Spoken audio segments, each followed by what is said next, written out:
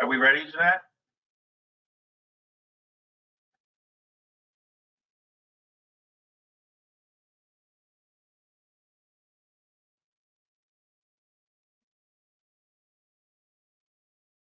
I guess we'll be underway shortly, David. I can hear you. Thank you for being with us.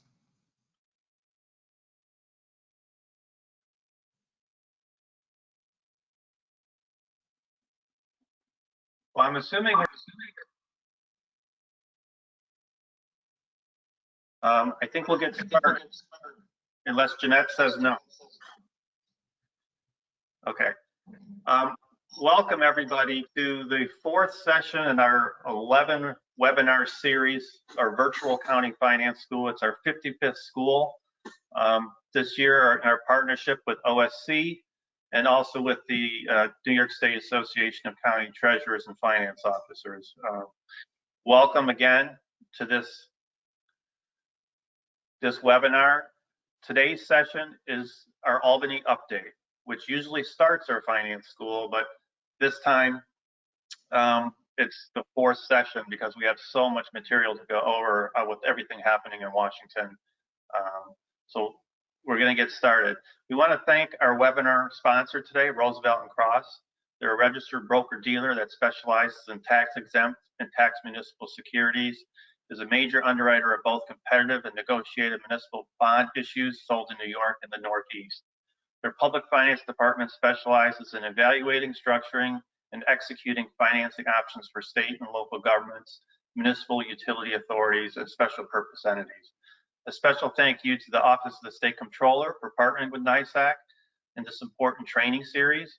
OSC provides CPE credits for all the finance sessions under the guidance of Dan Equilano at OSC. Our speaker today is our Executive Director at NYSAC, Stephen Aquario. He's also the General Counsel. Stephen is Executive Director and Counsel. In this capacity, Steve acts as a single voice for county government. He's responsible for the overall direction of the association, oversees the association's agendas to ensure cohesive and coherent legal and legislative strategy on behalf of New York's 62 county governments. At this time, I'll just turn it over to Jeanette for any housekeeping updates.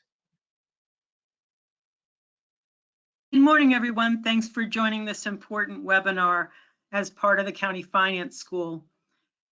We do have a couple of housekeeping messages that we want you to be aware of. We encourage you to submit questions throughout Mr. Aquario's presentation.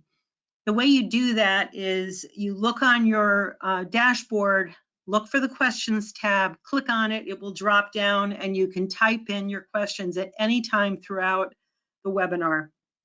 We also will be recording this webinar and posting it on the NYSAC website under the Education tab and then under Webinars or under Finance School. You can find it by date. It will be posted with not only the recording, but also a PDF of the slide deck. Also posted will be a form from OSC, which is a form that you need to fill out for your CPE credits. Please note that on your dashboard, there is also a handouts tab.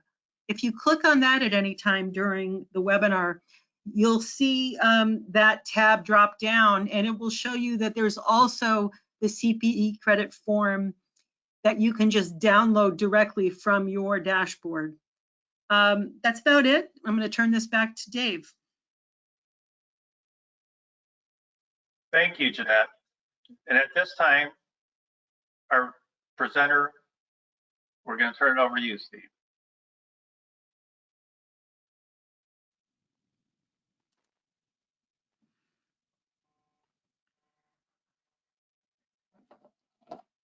Hey, Steve. Actually, there you go. Okay, thank you. Thank you, David. Appreciate it very much, and welcome to our county delegates, treasurers, and finance officials from across the state of New York. We're very grateful for you to, so many of you, to take your Monday morning so early doing this session with us. I want to thank David Lucas for the great work that he does in organizing this presentation and monitoring and working on behalf of all of you 24/7, 365 days of the year. And also thank Jeanette Stanziano, our Director of Education and Training, Ryan Gregoire, our Legislative Director, all the great staff at the New York State Association of Counties, and Juanita Mungia for all her great work and working with our private sector partners. This is the agenda.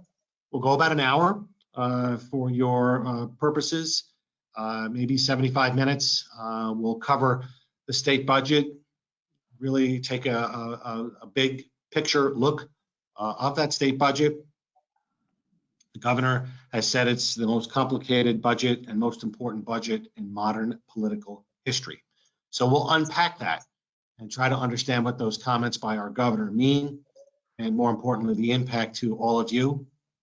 We'll then talk about some end of session priorities, touch a little bit on cannabis, impact in county governments, importantly, address the federal government, federal programs, and then end with a county fiscal condition discussion.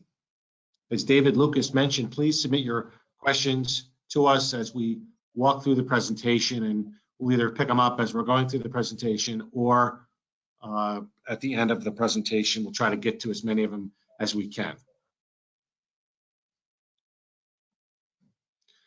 So it's important when we're doing budgeting to understand where we were and where we are. This was about a year ago. If you'll recall what was going on a year ago, we had pretty serious fiscal challenges. We were scared as far as the revenues go. We weren't sure if the floor would drop anymore. But look at these numbers in April of 2020. These were the state's numbers, the gap projecting 13.3 billion. And you heard the governor mention multiple times when he was live and in person to the nation. These were the numbers that he was using at the onset of the pandemic. Of course, this was 1 month into the pandemic, 13.3 billion. And then you could see the various four-year scenario there, hovering around a four-year total of $70 billion. This was a crisis. It was a budgeting crisis. It was a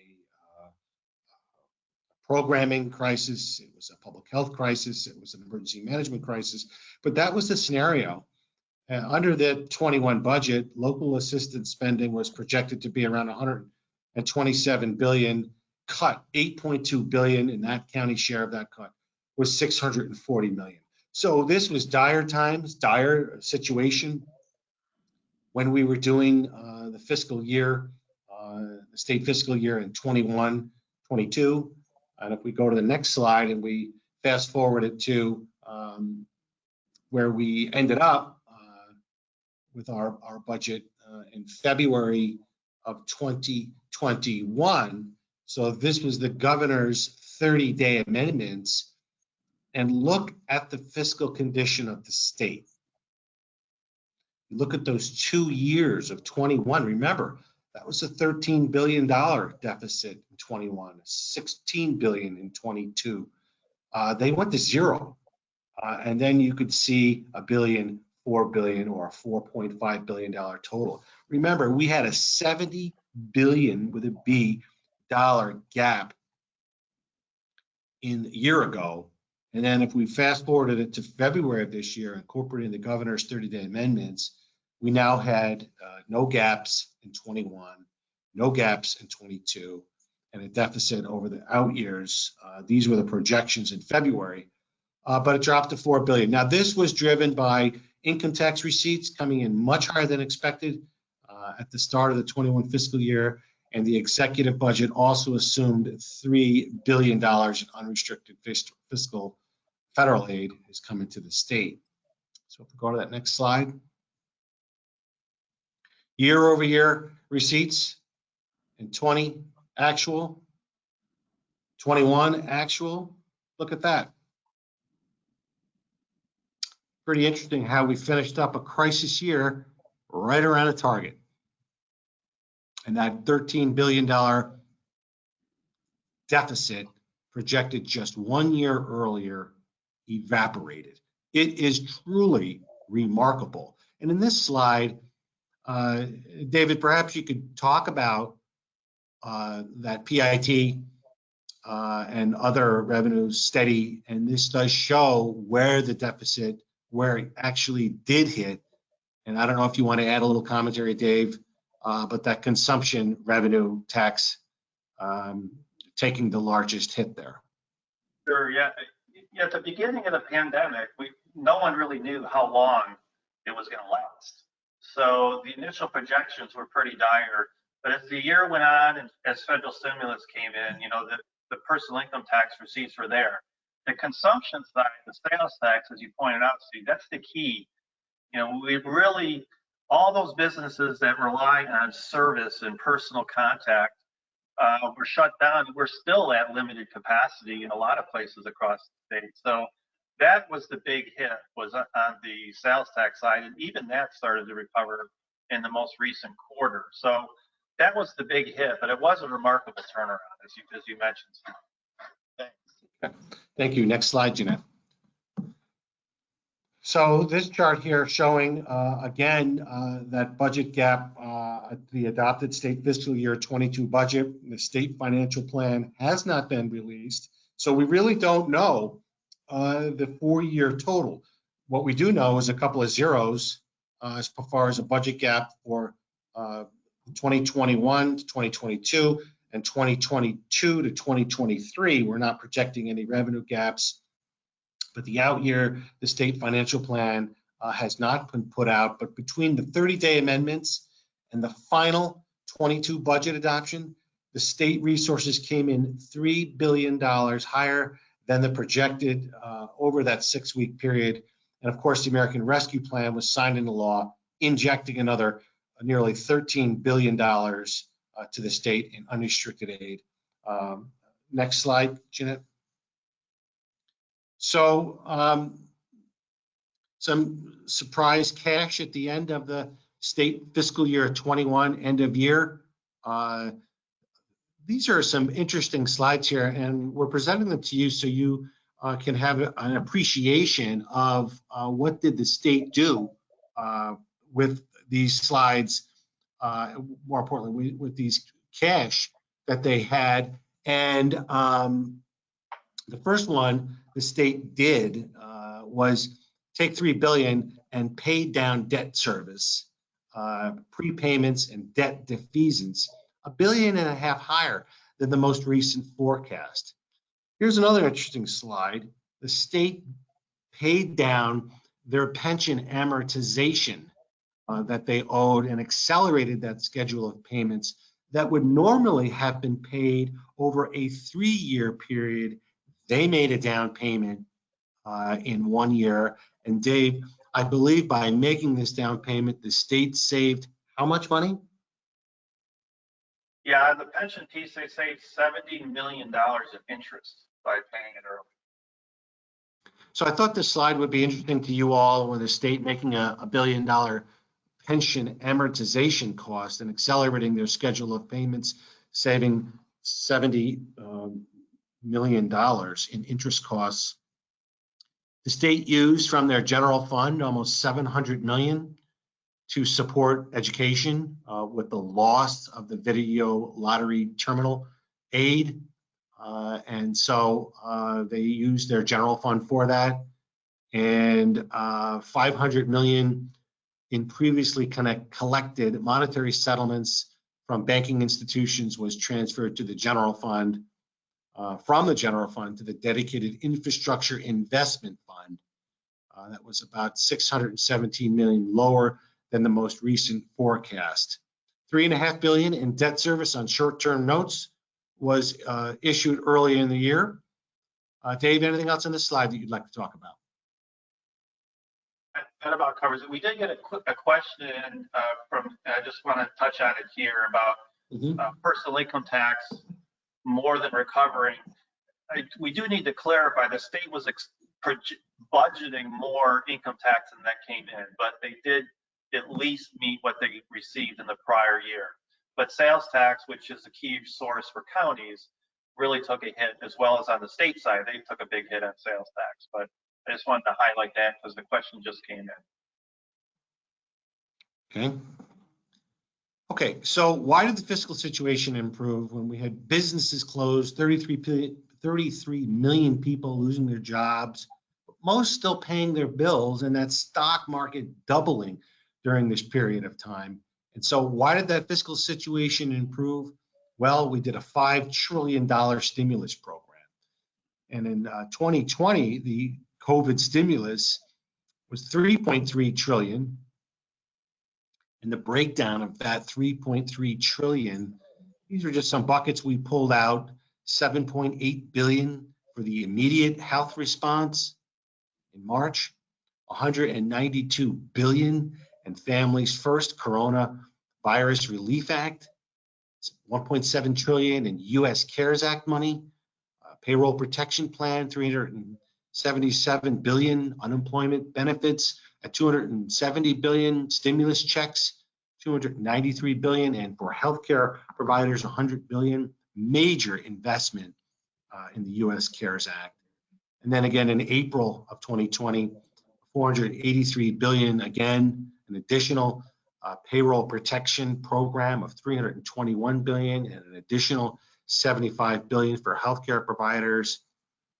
And then as we closed out the year, when we kept advocating for state and local funds, we thought we had it in this December 21st piece of legislation, the COVID supplemental appropriations, more stimulus checks, unemployment insurance of $1 trillion.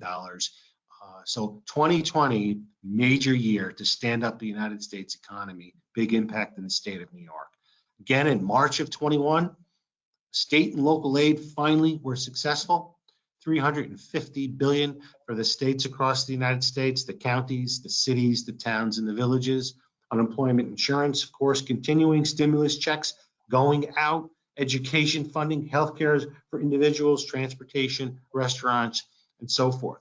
So the takeaway from this slide, in my mind, is this got us through the most difficult period in 100 years in the United States. But to put it in perspective, the entire federal budget for the year prior was 4.4 trillion. And if you can look at what we injected into the United States economy, it's 4.4 trillion. So that stimulus program equaled the entire size of the federal budget. So back to the state budget. This was what the governor put out for us. A lot of positive things in this state fiscal year 2022 fiscal year. This is the 22 fiscal year, Dave, right? Yes. Very good budget for the positive side for the counties. The governor advocated for permanency on local sales tax rates. I know that's important to all of you on the webinar here. The governor did a flat 4% for the cannabis to the counties only. The governor reduced the 20% cut to 5%. The governor, importantly, and this was just, we asked for all of these things that you're seeing there. We asked for each of these of our governor, and he put them in the budget. He gave us expanded investment options so that counties could maximize their interest on their assets, especially with the injection of federal funding.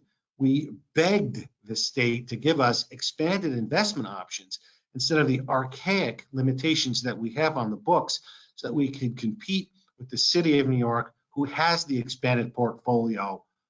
And so the governor put that in for us. Telehealth permanent for children with special needs, reducing this stupid usury judgment interest rates that were forced to imposed on us to pay while our appeals are working their way through the courts. Fully funding Harrell Herring, an additional 50 million, and raise the age being fully funded. Shared county jails was put in there. Other administrative actions for jail staffing, and of course, being able to collect the sales tax on Airbnb related rentals across the state. We're leaving a lot of money on the table with sales tax and Airbnb. Right now, doing voluntary collection agreements through Airbnb, and we're grateful to Airbnb to have those. But at the same time, we're leaving sales tax uncollected. The negative side of that budget, the governor continues to divert our sales tax to pay for a distressed hospital fund. The governor also continues to divert our sales tax to pay for AIM and expanded it, actually. Continues to 5% reimbursement cuts community colleges, eliminated VLT aid. Election reforms will add new responsibilities, but no additional aid was provided. And the governor's budget, cutting out extreme weather road funding, and again, heavily reliant on federal stimulus. The budget assumed at that time $6 billion in federal aid over the next 2 years. So the next slide will show you what happened at the end of the road. This was what happened in the final budget. And Dave, I'll have you walk through what they did. Sure. There were some things rejected by the legislature because they didn't have a direct fiscal impact to the state, and they were trying to keep the budget limited to budget items. So there were some things that got pulled, and the permanency of local sales tax was pulled for that reason. We know there's other issues with that topic. The investment options for counties was not included because it didn't have a direct fiscal impact on the state. We are moving that now through separate legislation as a standalone. That's been, Ryan can touch on it, but I think it's been introduced in both houses. We did get the townhouse issue in there. The judgment rates did not make it. Harrell Herring survived. There was no county jails, sharing of county jails. And they're in the process of doing some administrative actions for jail staffing levels. And of course, the Airbnb sales tax did not survive. So it was a little bit hit or miss. And on the other side, a lot of the cuts that were proposed did not happen. So, I mean, the sales tax diversion for fiscally distressed health facilities is still in there, but that is scheduled to sunset at the end of this year, the state fiscal year 2022. Even though it's scheduled to sunset, that's going to be a big battle to make sure it stays out. But there was a new proposal on AIM to another second round of diversion for the rest of towns and villages. That did not make it. The continuation of the 5%, that was out. And the community college funding was restored. The VLT was restored. Election money, there was money added. We got 20 million, and we'll talk more about that later. It's the capital side. And a really robust increased investment in CHIPS and roads and bridges. A huge amount of funding was added to those programs. The budget's still pretty heavily reliant on stimulus from the federal government. But they did get that 12.6 billion, and they used 5.5 billion in 2022. So at the end of the day, what was potentially a very difficult budget for us on the cut side, most of it was restored. So that's positive.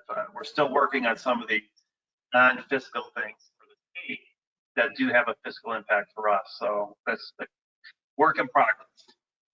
So again, we are working with, we have legislation put in on expanded investment options for the counties.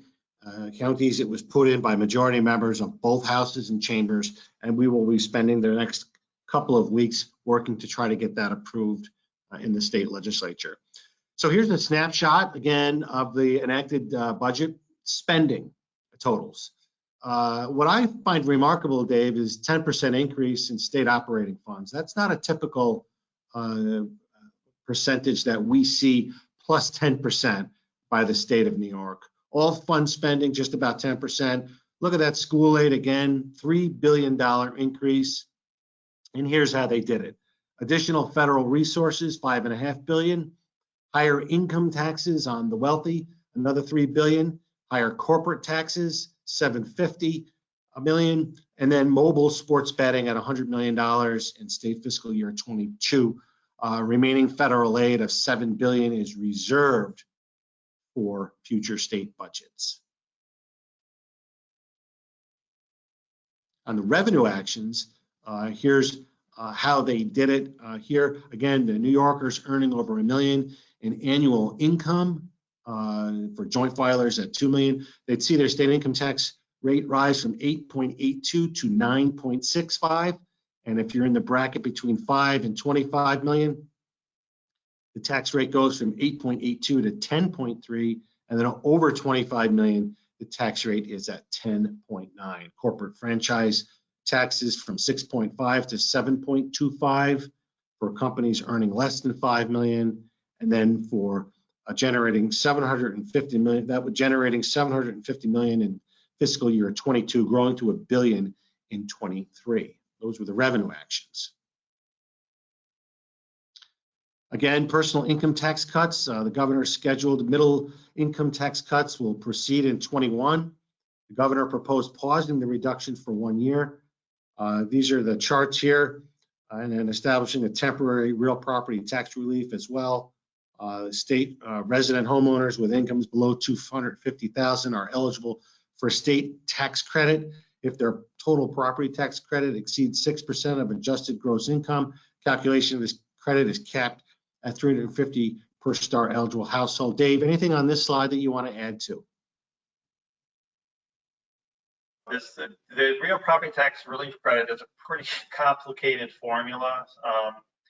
And if it's below a certain dollar amount, they don't send the check out. So it's really meant to target a specific group within that category. So hopefully there'll be more guidance later. Okay. Some other revenue actions. Again, we talked about it a minute ago, 99 million in mobile sports wagering. We tried to have the off-track betting corporations be eligible to participate in this. Instead, the governor relying on more of a centralized office to run this program in consult and in conjunction with the casinos. But for now, the off-track betting corporations not getting mobile sports betting revenue, which means the counties are not getting mobile sports wagering funds. 99 million projected in 22, 400 million in 23, 500 million by 26 estimates, of course. We again advocated to allow sports betting through our kiosks at the tracks, stadiums, arenas, and some OTB parlors. Again, not included in the final budget deal. Some executive budgets spending observations here. Importantly and alarmingly, last year, the budget authorized the governor to withhold appropriations from local governments at the budget director's discretion, which were necessary to balance the budget should certain revenue expectations not be achieved. And of course, if we look back in 2020, what the state was facing, that $13 billion deficit that could have easily been triggered, and thus the state withholding all across the year. That importantly, we advocated for it to expire. It did. It was not extended in the 22 budget. The only observation, caveat, if a community failed to submit a police reform plan, the state is authorized to withhold funds until that plan is submitted. Here's another one we wanted to highlight for you in the state budget. It was sort of a sleeper provision, but it's certainly not. And it's very relevant to all of you. It's a $400 million fund to really, it's just think of it as a member item account. That's really what it is. It's split 3 ways. Governor, Senate, your assembly member, they'll all have access to tap into a $400 million fund. Think capital projects, really. Have to have a useful life of 10 years. It's called the State and Municipal Facilities Program, or SAM funding.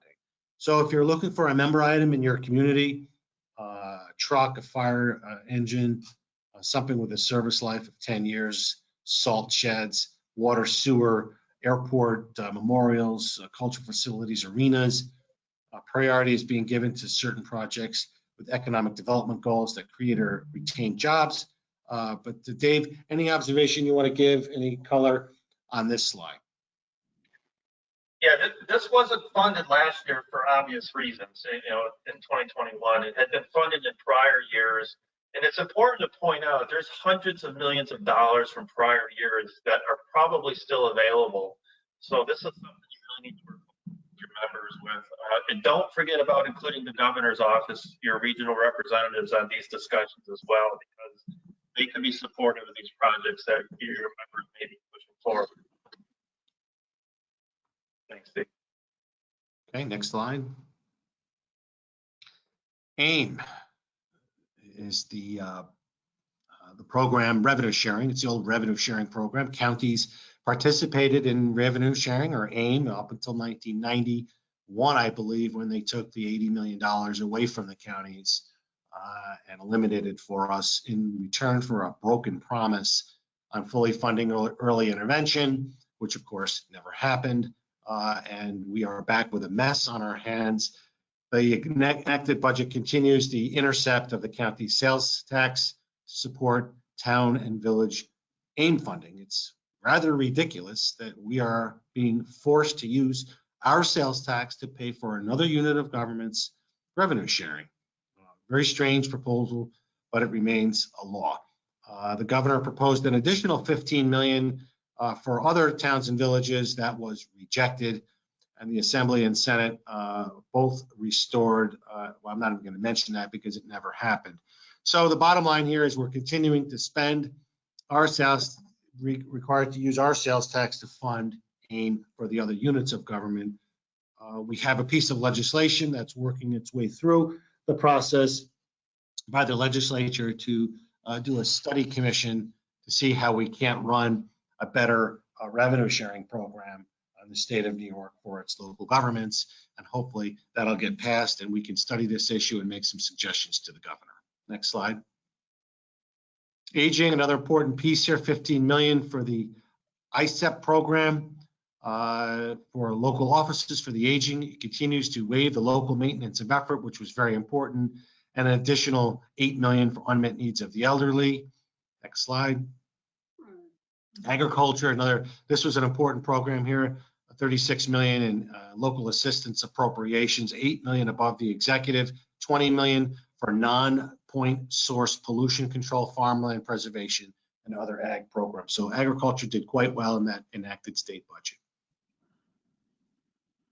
Community colleges, we spent a lot of time in. Again, if you'll recall, the governor had a cut in there for community colleges. This pumps an additional, the final budget pumps an additional $14 million for community college base aid above the governor's budget, raising that FTE from $29.47 to $29.97, just shy of $3,000, a $50 increase of 50 FTE increase. But more importantly here, each campus is guaranteed to receive at least 98% of the prior year base amount. That's important because this gives you the budget predictability and stability. Next slide.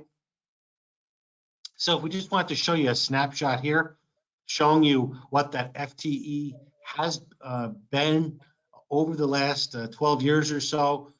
You know, it hasn't adjusted a lot. You can see if it kept pace with inflation on the right side of that slide, it would be 3,320 per FTE as opposed to the 29.97 that it sits right now. But state legislature committed to community colleges, and we're very pleased to see the floor. We are seeing some fluctuations in chargeback costs. Next slide. And there's that chargeback rate. Dave, I'll have you hit this slide. Yeah, we just heard from me that they are recalculating all the community college budgets. So your community college may have heard this already. So what we have in here for the chargeback for 2021 is an estimate at this point in time. And I think the logic was that in the fall, SUNY was not clear what the cut would be. Would it be 20%? Would it be 10%? So they ran the calculation with a 0% cut. So it's going to change the chargeback rates.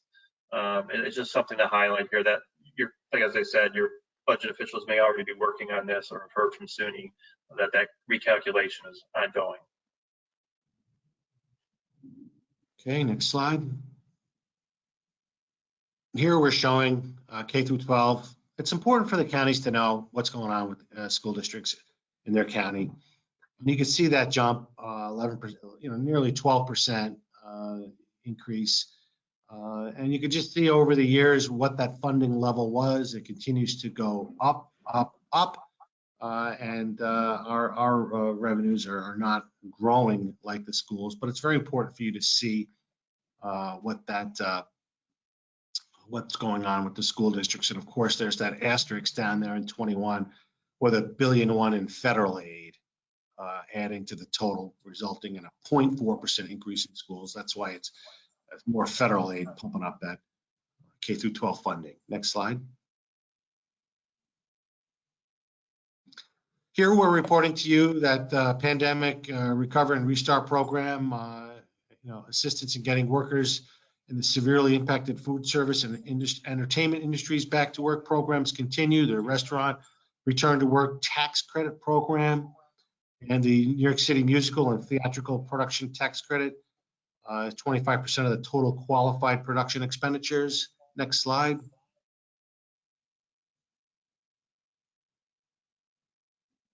The regional economic development councils continuing. The budget includes $150 million in core capital funding. We get a lot of questions about the regional economic development councils. They are doing a 10th round of $750 million, and the downtown revitalization initiative funded at $100 million for another round. We mentioned these programs in the context of the American Rescue Plan to fund counties. There are numerous federal programs and state programs now that are available out there.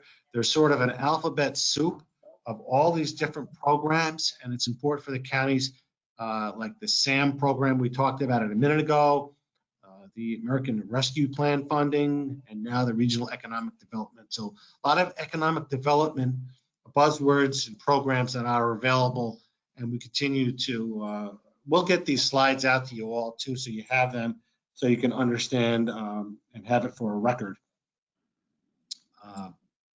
as we go forward. Here, election funding, we had advocated for additional revenue for expanded early voting hours.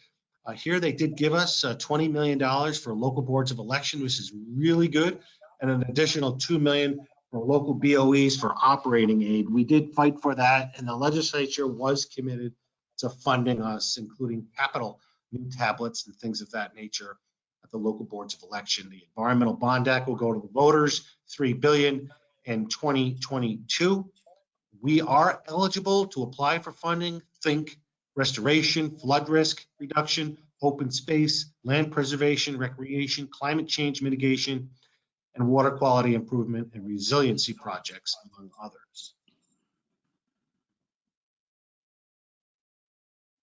We advocated for an increase in the municipal rebate and grants for electric vehicles and charging infrastructure. Some of you have heard from us. We are partnering with ChargePoint and going around the state trying to generate use as much as that Volkswagen emissions settlement fund that we possibly can to partner with ChargePoint and counties to expand electric charging infrastructure around your counties. If you are interested in this, give us a call. You can email Ryan Gregoire or call Ryan Gregoire at the NYSAC office about electric vehicles and charging infrastructure. But the rebate is now going to be a minimum of $2,500 per vehicle, previously $750, and a maximum of $7,500, previously $5,000. Also extends the zero emissions vehicle rebate and ZEV infrastructure grant programs from April 23 to April 25.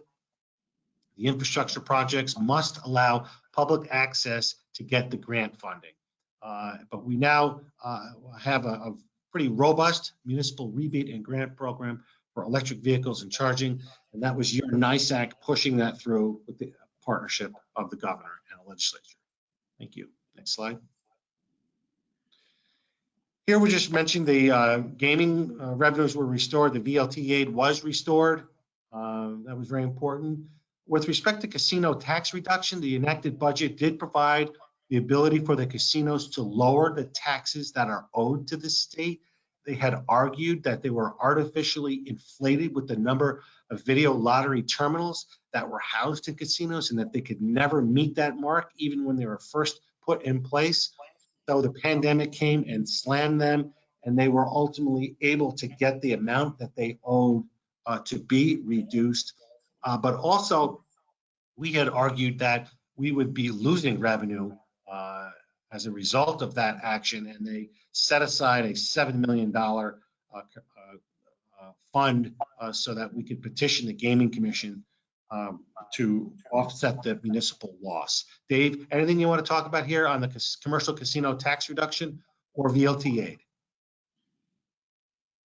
No, not at this time.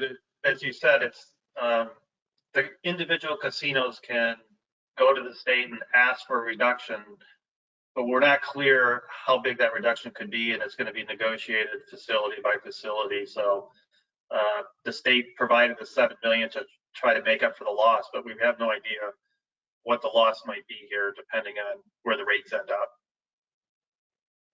So we did take calls from Chemung and Broome. In Chemung's case, I think there were 3 or 4 different casinos that were providing revenue to Chemung County, and it was very important that they're able to capture that loss. Same in Broome County, it was a couple of $1 million impact in Broome.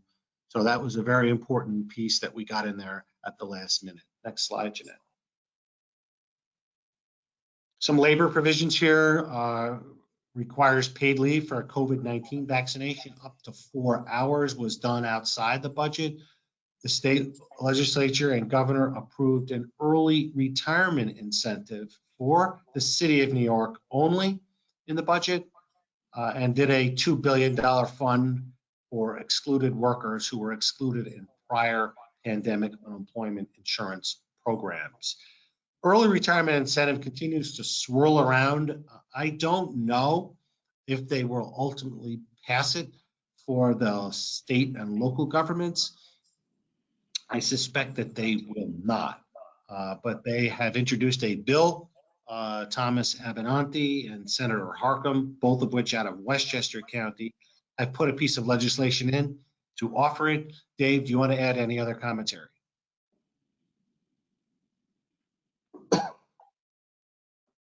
No. Okay. So we'll continue to monitor that early retirement incentive to see if they will in fact pass that. If you are interested in that incentive, hopefully not personally, but some of you might be, please talk to your state representative because they need to hear from you, because they do not think counties are asking for an early retirement incentive. Next slide. Here we're talking about some of the spending in the infrastructure programs. We put a heavy emphasis on CHIPS, increased $100 million over the prior year. Paved New York, funded at $50 million above, and extreme weather funding, again, a $35 million increase. So this was a big year for infrastructure.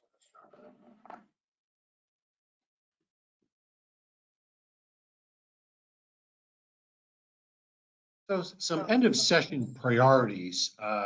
You have to keep in mind, really, there's only 17 days left here. It's a couple of weeks, really. And they've got to get a lot of stuff done. Our priorities are these. I don't think what's on here, and I've been meaning to talk to Ryan about it. We're trying to get in place an opioid abatement fund language should the state and counties be successful in getting opioid funds. We are working with the Attorney General on putting in place a fund which can house these settlement proceeds as opposed to them going to the state's general fund, which by law they would have to be unless they had special language put in place. So we have an abatement fund coming. Hopefully that'll be enacted over the next couple of weeks. But really, you got about 17 days, 2 weeks left of actual work days. Ryan Gregoire leading a charge here to get a small early intervention covered lives assessment fee. Really, that's just saying for commercial health insurance programs, it's a small assessment for our 0 to 3-year-olds, newborn to 3-year-olds for early intervention costs, so that local taxpayers and the state taxpayers are not paying for it. If it is in fact medically necessary, the commercial insurers have a role here. That's only $40 million, a drop in the bucket, but a step in the right direction. I want to credit Ryan Gregoire for leading that effort and generating an awful lot of interest in the state legislature, along with County Executive Adam Bello out of Monroe County leading that charge. Expanded investment options, we talked about that bill there. You can see the bill number there. Hey, treasurers, finance officials, budget officials, we need your help. We need you to weigh in with your state legislator on Senate Bill 6323. Please help us get the word out. We need some expanded investment options for counties. We're confident we can get it, but we could sure use the muscle of you all contacting your member of the state legislature. Some civil service reforms for policing, electronic waste recycling, AIM redesign task force, preventing the enactment of legislation harmful to counties, of course, home rule, and working with NACO and the Treasury on ARP guidance. Ryan Gregoire, are you on the line here? Yes, thank you, Stephen. And that was a great summary for everyone. I do just want to make a few additional remarks. You know, that while this is our top list of priorities, as Stephen mentioned with early retirement and the opioid abatement fund, priorities are always shifting in Albany. And, you know, we weigh in on many issues. You can take a look at all of our priorities by visiting our website, NYSAC.org/advocacy. One other item I wanted to highlight real quick is the 730 cost shift that has occurred as part of last year's enacted budget. We've heard from a lot of counties around the state on how this has been impacting their budgets. They've been having to go back to their legislatures to get approval to shift money around to be able to pay for these additional bills that have come in from the state. As many of you will recall, in last year's budget, the state shifted to the cost of 730 exams and restoration programming to 100% county fiscal responsibility.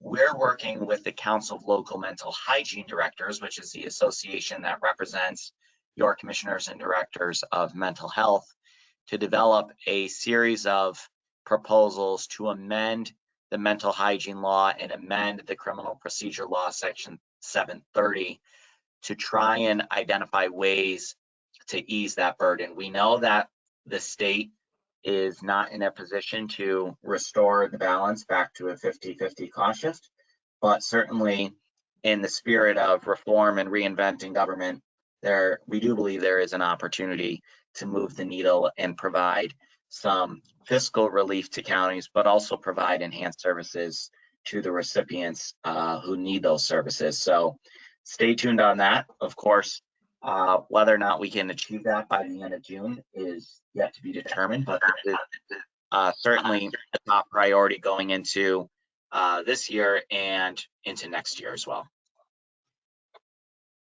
Thank you. Next slide. Cannabis. Governor, of course, put 4% for counties, 0 for town, city, village. We knew that would never hold. At the end of the day, we were able to get 1% to go to the county and 3% going to the host municipality. If there is a village within the town, the village would preempt the town's share. Revenue projections are very low here and then ramping up over the years. I'm not going to talk an awful lot about this. We have some regulatory role here, which we will continue to work on. We're going to do a webinar in about a month to talk through some of the labor-related issues, such as employment law, labor law issues with employees using this product, who can, who can't on their own free time, and also some of the zoning hours, time and place, lounges where this product is going to be used. Creates an Office of State Cannabis Management that will manage the adult use, medical, and hemp ag programs. Next slide. We're going to regulate personal cultivation, perhaps public consumption. We are the first state that does allow you to walk down the street and smoke cannabis. Of course, it is subject to a public health law. So wherever tobacco is banned, cannabis is banned. But wherever tobacco is not banned, cannabis is not banned. So people can smoke anywhere. Tobacco is allowed. Personal cultivation and consumption, personal, 6 plants, I guess, is the rule here. Counties have authority to reasonably regulate that personal cultivation. And the other issue we're monitoring here is there's really no mechanism put in place to sort of how do I say this, monitor this program or enforce this law. It's not necessarily a criminal law. It's more of a civil law with fines not to exceed $25 per violation. So we're working. We think law enforcement is the proper default mechanism here, but it's not clear on how this gets enforced in our communities. Next. Opt-outs, towns, cities, and villages can opt out until the end of this year, December 31st. Subject to a permissive referendum. Counties have no role in that, and no local law can be adopted to prohibit these dispensaries after that. Next. We're working with expungement with the Office of Court Administration, allows the expungement of cannabis-related offenses and expands the current possession limits. Any prior arrests or convictions that would be deemed legal today are subject to automatic expungement and so forth. And then under public health regulations and establishing guidance on advertising, location for retail sale, and consumption, product safety, and packaging. All those are coming forward over the next couple of months. Revenues, 40% to the lottery for school districts, 40% for a community grant reinvestment fund, 20% for DRE, drug treatment, and public education funds to educate youth. I would encourage the counties to monitor that fund, which would seem logical, where counties could apply for DRE, drug recognition experts, dogs, things of that nature, for drug treatment and public education funding. Next slide. Okay, going to shift here. We got about 15 minutes here, so get through trillions of dollars of funding. This is just a snapshot of the United States. There are $350 billion going to state and local stimulus funding. This was a CDBG formula. We hated it from the beginning, but it was the only way we could get it across the finish line. We had to find a formula, and the cities were very much at the front and center with the House of Representatives, and we had to use a formula that drove money into the cities, and the CDBG funding formula became the go-to formula, driving a $2.2 billion for all of you. You can see the state share 12.6, the city share, and then the other cities, towns, and villages almost shy of $1 billion. Very important program, unprecedented, by the way, for the federal government to work directly with the local governments in the United States. Very important, never happened before. They would only work through state government. So this was historical. It was unprecedented, the pandemic, but here we had the first time federal government driving funding directly to local governments. Of course, local governments are not mentioned in the United States Constitution or the Bill of Rights afterwards. Only the states are mentioned in those amendments to the Constitution and the Constitution. And but for the first time here, we have local governments in a partnership with the federal government. We expect that funding to be flowing within 2 weeks here. And no, that's okay, Jeanette, you can go to the next slide. We expect that funding to be flowing in the next 2 weeks and guidance coming out in about 10 days. I wanted to put this slide here, and I really want to credit the Suffolk County Comptroller, John Kennedy, where he talks about on this slide about using this 3+1 product, Cash Vest, which is a NYSAC partner here. I can't thank the county comptroller in Suffolk enough, or the Genesee treasurer, Scott German in Genesee County, about maximizing this Cash Vest product, really using an external analysis to do forecasting that had never been done before to understand liquidity, to execute cash, operating, and investment management decisions with much more certainty than we have been able to use before.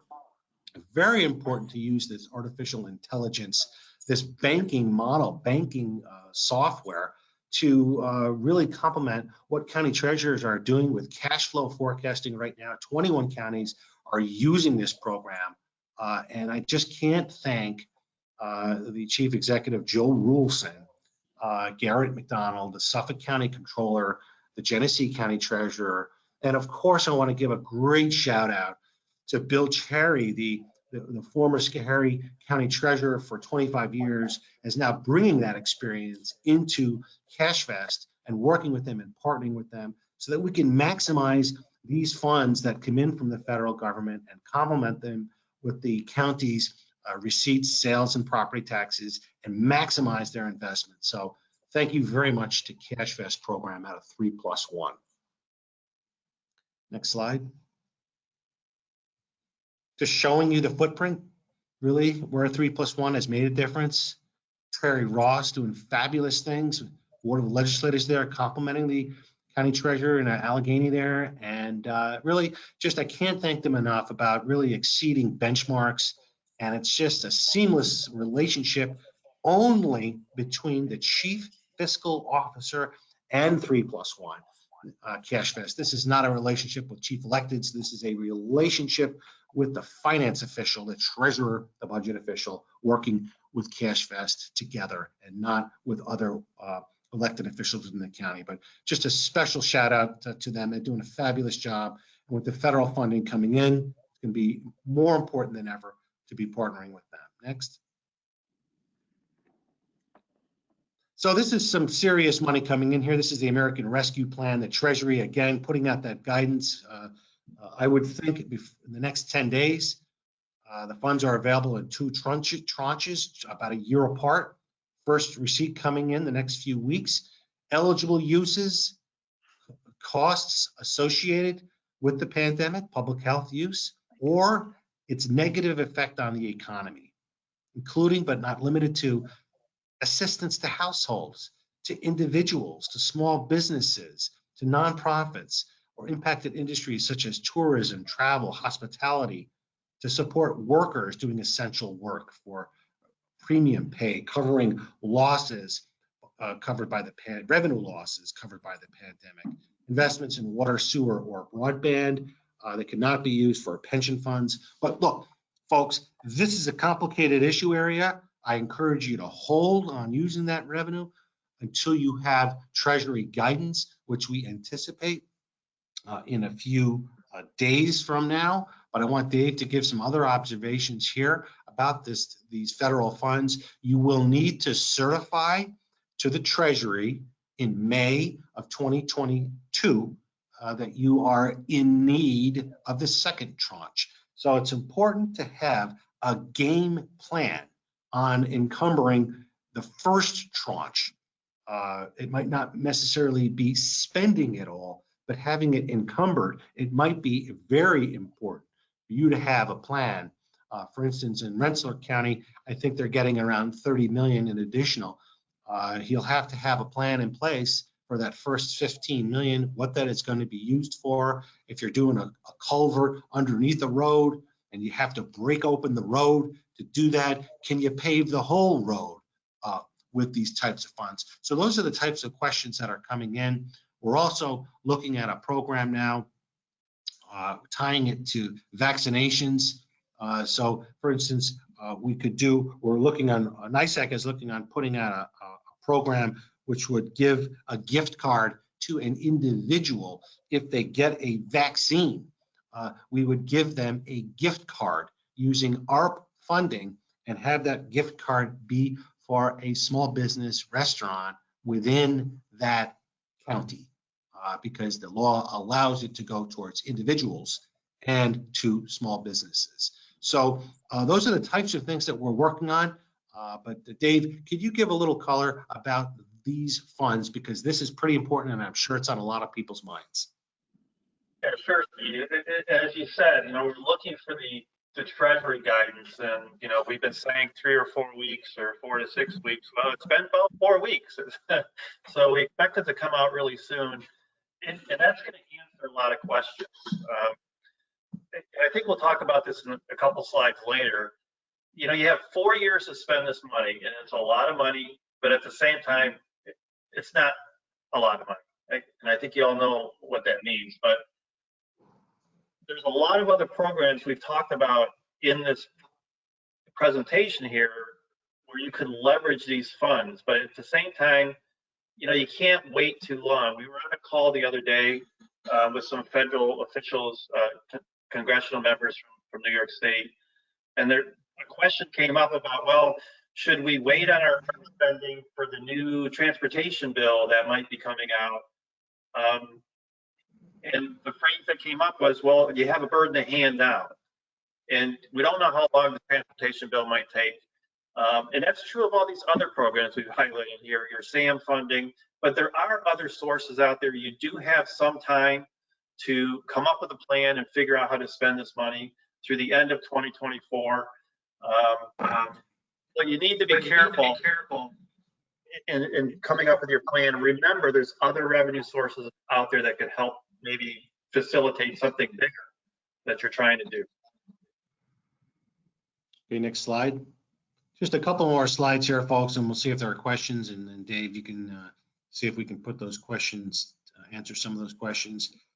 Again, these are there's a lot of programs, as Dave is mentioning here. There's a long list of here for capital projects, your CHIPS, your Pave New York, your extreme winter weatherization funds, your REDC opportunities, the SAM funds, the member items are now going back into the infrastructure bill.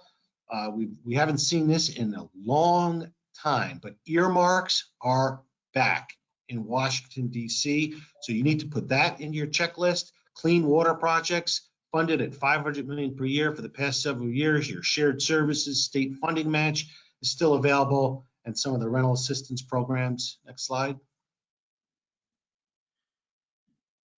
The ARP, this is an overview, again, the federal, in addition to direct ARP funding, the COVID response bills are ongoing here, and here we're just detailing what those are. Again, very important to keep an eye on all this stuff. These slides, again, will be available, but it's really important for you to understand the breadth and scope of all these different programs that are available out there. Next slide. We continue to work on your behalf on the enhanced Medicaid funding. This is very important for county treasurers, budget officials, and finance officials, and of course the chief electeds who are driving the state. We were able to secure an enhanced federal percentage from the federal government way back in 2012 when the Affordable Care Act was put in place. And we have been sort of reconciling the state's numbers for the past 10 years or so on getting that Affordable Care Act enhanced federal Medicaid monies. But so too did we get a bump up when COVID happened. And, you know, big shout out to our Senate Majority Leader, Chuck Schumer, leading that COVID FMAP for us, $160 million shot in the arm. Very important program. We and our United States Senator Kirsten Gillibrand and the delegation itself all rallying for New York to get that. The Congress did not want to do that. New York gets disproportionately a lot more money than the rest of the states. So this was a major victory for the New York counties. Dave, I'll give you a few seconds here or a minute to talk about this FMAP thing, because this is very important as we continue to reconcile and the time and duration of the federal enhanced FMAP money. What are your thoughts with that? And just quickly, as a reminder, there is a lag between when this money is earned, so to speak, by the state and when it actually is passed through to the county. So it's a considerable lag of at least 6 to 9 months. So the lower weekly shares we're paying now is attributed to money we had earned as of September of 2020. And since then, we've earned 3 more quarters, or we will be earning 3 more quarters soon. So it's what we're just trying to say here is we expect these weekly shares to continue at their current level for another 6 months at least, and probably through the end of 2021 as we earn more quarters. That's the key here for budgeting purposes. So we continue to work on the reconciliation of FMAP and trying to get the state to accurately give us the amount that the counties are owed for budget stability and predictability. It's a work in progress. And thank you, David, for all your great work on securing this additional federal Medicaid money. Next slide. Just quickly here, county fiscal update. 2 counties exceeded the property tax cap for 21. Raise the age funding reimbursement is still in statute if you breach your property tax cap. Revenues in some parts of the state is very uneven recovery that we continue to track. Revenues in some parts of the state have recovered mainly from sales tax, but in total, the sales tax was down by $200 million. Again, very uneven recovery. Occupancy tax, casino gaming revenue losses, local fee losses. Remember, if you lost occupancy tax, if you lost property tax, if you lost casino gaming revenues, if you had other fees or revenues that were disrupted by the COVID-19 pandemic, that is potentially eligible as an offset for the local ARP funding. So it's important to understand that revenue loss or public health expenditures are completely reimbursable, retroactive to 2020. So lots of things to think about with the federal revenue funds. In addition to the local revenue losses, the counties had to manage $300 million in state aid cuts, community college cuts, new mandates equal to $500 million in new reoccurring costs, and of course, that diversion of that local sales tax for state programs. Last slide. So Dave, I'll have you do the last slide and then we can take questions if any of them are available. Sure, Steve, thanks. And here, as Steve mentioned, it's been a very uneven impact to sales tax depending on the county. As you can see, it's almost an even split. For the counties, about half the counties actually finished the year with more sales tax than they collected in 2019.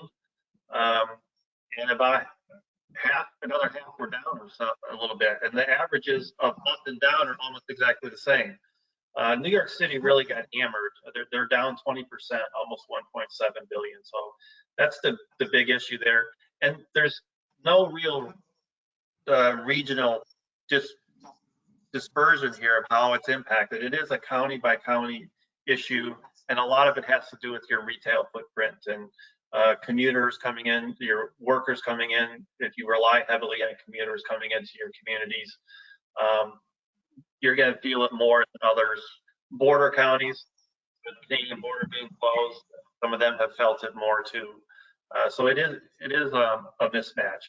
We are thinking, though, counties have been very conservative in their sales tax budgeting when we look at their 2021 budgets, and we're seeing general inflation rising. We're seeing commodity prices surging, building materials especially. Some building materials have doubled in the last 2 months.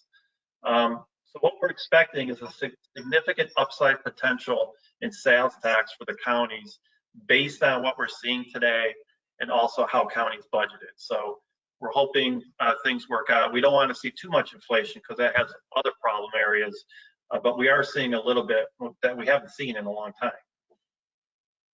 Thanks, Steve. I want to thank all of you for keeping a steady hand on the finances of the counties during this pandemic. We couldn't have gotten through what we got through as a state, as counties of this state, without your help, assistance. And so I wanted to emotionally thank you all for working as hard as you did, in addition to the chief electeds and the emergency management directors, commissioners, law enforcement, sheriffs, and our public health commissioners, our county administrators, but the treasurers and the budget officials and the finance officers played an instrumental and very critical and had an important hand in keeping the finances of the counties intact as we got through this awful period of our life. And I did want to say thank you for what you did during this very difficult period of time. So that'll conclude today's session from Albany Update. I want to thank our sponsors, Roosevelt and Cross. Elaine Brennan is a fabulous individual I've known for many, many years. NYSAC has partnered with Roosevelt and Cross for decades, And we strongly support Roosevelt and Cross and encourage you to use this company when you are in need of their unique and special services. So again, thank you very much. David, do we have any last questions before we sign off on this portion of the County Finance School? Yeah, we have some here. There's one that came in early. I don't think we'll be able to get to all of these, but we'll try to loop back with folks. One was in regards to the police reform initiative, and when counties did this, they realized it's going to cost some money to implement the reforms, and they're asking that NYSAC ask for funding to help us do these. I think that's something we can definitely put on our agenda. Okay. There's another question, and I think Ryan had an answer about the casino gaming funds. If you lost money or if you lose future funds because of a tax reduction from the casino, would that come to you automatically or do you have to apply for it? Are you on, Ryan? Yeah, thanks, Dave. So the commercial casinos are going to have to apply and demonstrate why they are requesting a tax decrease to the state. The New York State Gaming Commission is going to have to approve that. And then if it were to be approved, the reduction, the corresponding reduction in county and other host and non-host community revenue would be adjusted automatically. Thank you.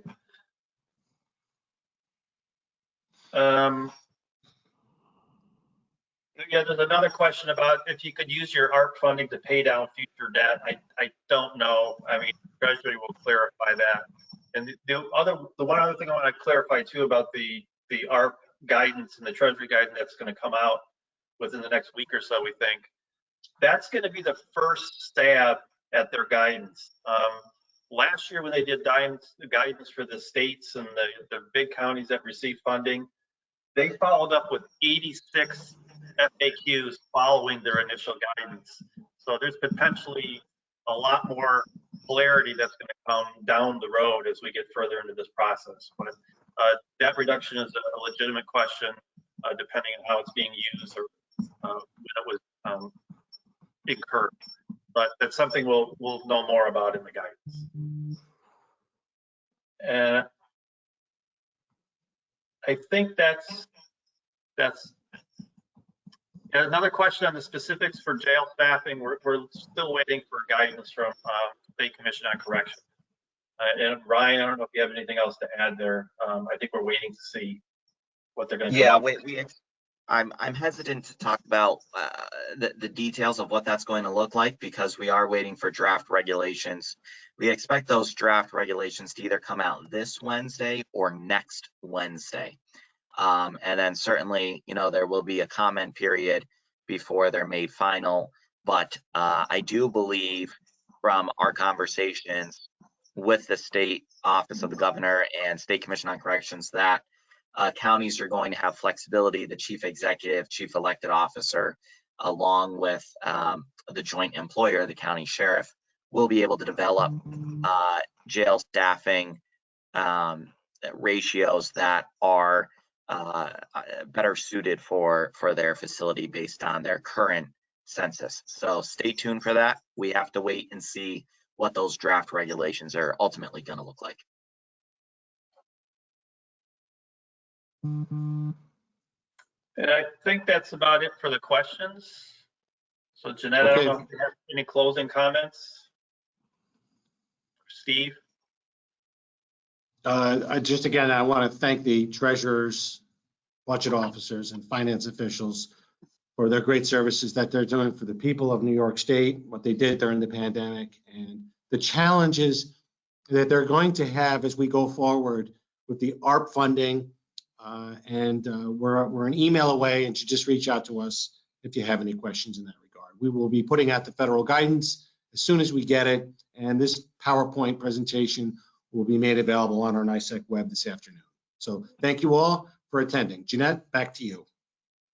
And we'd just like to also thank Dan Aquilino and the Office of the State Comptroller for partnering with NYSAC on this very important County Finance School program. We have worked with OSC for many years. offering the County Finance School, and they not only have partnered with us for years, but they stepped up and have given us the opportunity to offer even more CPE credits than we ever have. So we really want to give a shout out to OSC for their partnership, their valued partnership with NYSAC. And just remember that if you didn't already get a chance to download your CPE credit form, it will be posted on NYSAC's website after 1 p.m. today. And if you have any questions about the recording or the slides or the form, you can contact me, Jeanette Stanziano, at NYSAC at jstanziano@nysac.org. Thank you very much and have a wonderful day.